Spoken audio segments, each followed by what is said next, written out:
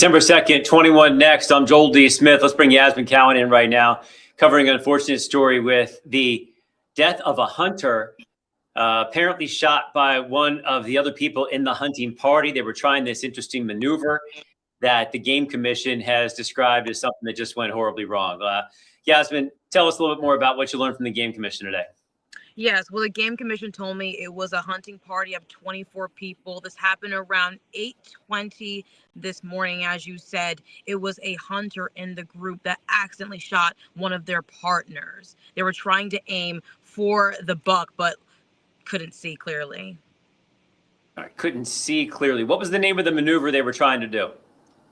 It's a deer drive. That's a hunting tactic that they use. So essentially what they do is they try and make sounds to scare the deer off so the other hunters can get a clear shot. But that didn't happen in this case, according to the PA Game Commission. So from what I've learned as well, it looks like they're on one side and they try to flush the deer out to where the other hunters are waiting, and then that gives them the shot. So that's the strategy. A big number of people, we don't know exactly where they were set up, but was this preventable, according to the person you talked to? Yeah, so the Game Commission told me that this could have been prevented because when the deer is out of sight, if you can't see it, they say to not continue shooting. Yeah. Well, we know it was an accident, obviously. I mean, these people don't want to hurt each other, but it's unfortunate. We've been posting this throughout the day, getting people's responses to it. Do they know this maneuver?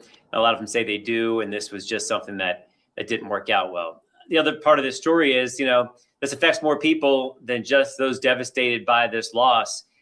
You talk to the folks that were there trying to save this person because initially they were still alive after their injuries. Tell us more about that. Yeah, so I spoke to one of the first responders. His name is Eric Cauldron. He is with the Mifflintown Fire Company. And he said that this was one of the dangerous land rescue operations that he's ever conducted. He said because of the winter storm this morning, the conditions were terrible. Even just going up the steep hill, the mountain, they were slipping down. Nearly 50 crews were on the scene, and they were worried that another fatality was going to happen because of how dangerous it was. So 50 people on the scene, right? Mm-hmm, nearly 50 people. Okay. All right. So they're up there. When they got to this person, what was the condition?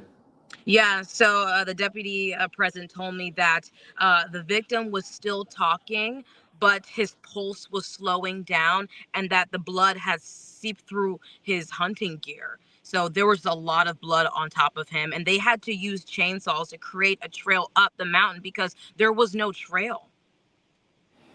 Right. They were just in the woods, in their hunting area, and nothing's perfect there. So to get to that area, I guess the idea was to try to get this person out so they can get some better medical attention. Was that the strategy? Yeah, just to bring him down because, again, there was no way up the mountain. And they did use ATVs so they could have more crews on the scene because it was hard to even get to that point to get him. And his pulse was already weakening, so it was a dire situation. It turned out to be a death there. Yeah. Anything else you wanted to add from what you learned today on all this? Yeah, it just was a scary situation. I mean, we know the weather was terrible this morning, and just being in a situation like this on a mountain where someone is stuck on a hill, I mean, it wasn't easy for them to even get to him. And it's sad that, he lost his life. Yeah, I think this is a hunting condition that they like, though. When a little bit of snow makes it easier to see the animals that you're hunting. So that part of it, I think, is attractive to hunters. And deer season, rifle season just started. So they're probably pretty excited to get out today before this tragedy. I'm sure we'll learn more in the future. From what I believe you reported, a 26-year-old man was the victim. Yeah, Mifflintown Fire Company says that it's a 26-year-old man. He was very young. Okay, we'll learn more about this in the coming days. All right, thanks for your efforts in this. And how was the conditions for you getting up there? I mean, it was scary for me. I mean, just driving there, our car got stuck and another driver had to help us get out of a small ditch. I mean, we were scared, and the mountain was very steep. I mean, there was that was this afternoon, right?